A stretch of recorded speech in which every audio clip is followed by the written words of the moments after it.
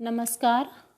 आज हम कक्षा 9 की हिंदी की पुस्तक क्षितिज का 10वां पाठ पढ़ेंगे। पाठ का नाम है वाक, जो कवयित्री ललदत द्वारा रचित है। पाठ में कवयित्री ने मानव जीवन की क्षणभंगुरता पर प्रकाश डाला है। कवयित्री की दृष्टि में मानव जीवन कच्चे धागे के समान कमज़ोर होता है, वह कभी भी टूट सकता है। और मानव जीवन की जो दशा है वो कच्चे घड़े की भांति होती है, जिससे पानी लगने से भी वो नष्ट हो जाता है। दूसरे पद में कवयित्री ने अंतःकरण तथा बाह्य इंद्रियों के निग्रह पर बल दिया है और जीवन में समान भाव रखना आवश्यक बताया गया है, क्योंकि इसी से ही मानव जीवन का कल्याण संभव है। तीसरे पद में कवयित्री ने ईश्वर प्राप्ति के लिए हठ योग जैसी पद्धति की अपेक्षा सहज पद्धति पर बल दिया है। और अंतिम पद में कवयित्री ने ईश्वर की सर्वव्यापकता पर प्रकाश डाला है।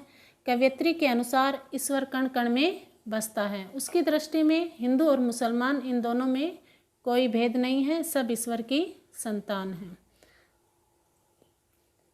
पहला, रस्सी कच्चे धागे की खींच रही मैं नाव, जाने कब सुन मेरी पुकार, करे देव भव सागर पाव। कच्चे धागे यानी कमज़ोर या जो नष्ट हो जाता है ऐसा सहारा। नाव यहाँ पर जीवन रूपी नाव है। भव सागर का अर्थ होता है संसार रूपी सागर। कवयित्री कहती हैं कि मैं अपने जीवन रूपी नाव को कच्चे धागे जैसे कमज़ोर साधन से खींच रही हूँ।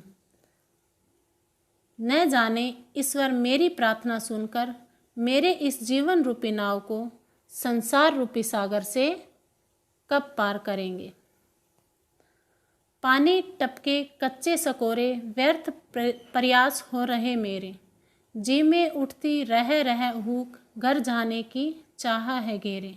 सकोरों का अर्थ होता है मिट्टी से बना हुआ सकोरा या छोटा कटोरा या घड़ा। हूक का अर्थ होता है पीड़ा।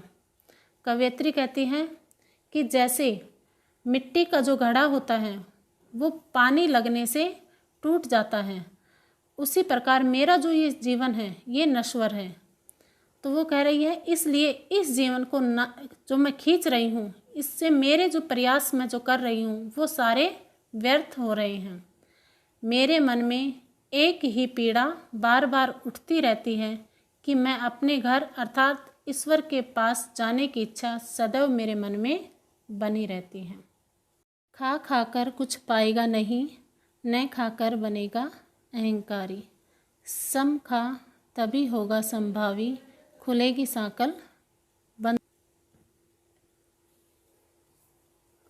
अहंकारी का अर्थ होता है घमंडी, संभावी का अर्थ होता है समान भावना। कवयित्री कहती है कि हम सांसारिक वस्तुओं को या सांसारिक सुखों को भोगने से हमें कुछ प्राप्त नहीं होगा, और उन सांसारिक वस्तुओं को या धन दौलत को जोड़ने से हमारे मन में अहंकार पैदा हो जाएगा। सम खा तभी होगा संभावी, इसलिए हमें इन सारे सांसारिक सुखों से और धन दौलत से दोनों से समान भाव रखने चाहिए। खुलेगी सांकल बंद द्वार की, क्योंकि ये दोनों हमारी मुक्ति में बाधक हैं। इन दोनों में समान भाव रखने से ही हमें मुक्ति का मार्ग मिलेगा। आई सीधी राह से गई न सीधी राह, सुसुम सेतु पर खड़ी थी बीत गया दिन आहा। जेब टटोली कोड़ी न पाई, माझी को तू क्या उतराई। सुसुम सेतु का अर्थ होता है सुषुम्ना नाड़ी, जो हमारी नासिका के मध्य भाग ब्रह्मरंध्र में स्थित होती हैं। जेब टटोलने का अर्थ होता है आत्मा का अवलोकन करना। कोड़ी न पाई का अर्थ है कुछ भी प्राप्त नहीं हुआ। माझी का अर्थ होता है नाविक, लेकिन यहाँ माझी का अर्थ है ईश्वर।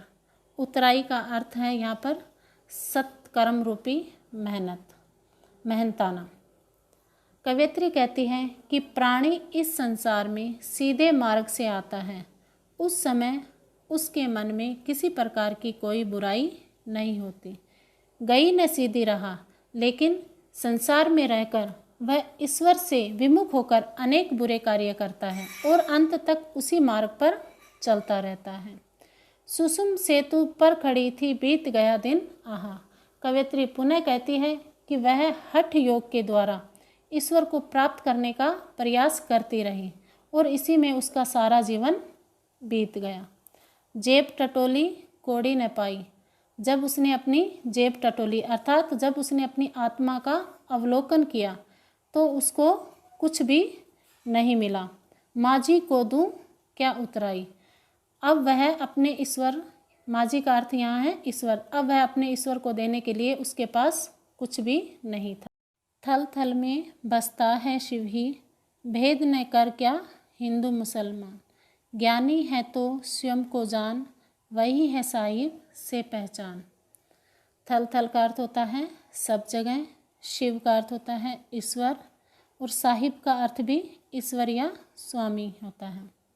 कवयित्री कहती है कि शिव यानी ईश्वर हर जगह विद्यमान होता है, प्रत्येक प्राणी में उसका निवास होता है।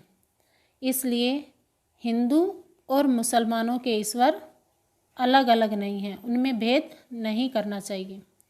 ज्ञानी है तो स्वयं को जान। जो व्यक्ति खुद को जान लेता है अर्थात अपनी आत्मा का अवलोकन कर लेता है वही सच्चा ज्ञानी होता है, वही है साहिब से पहचान।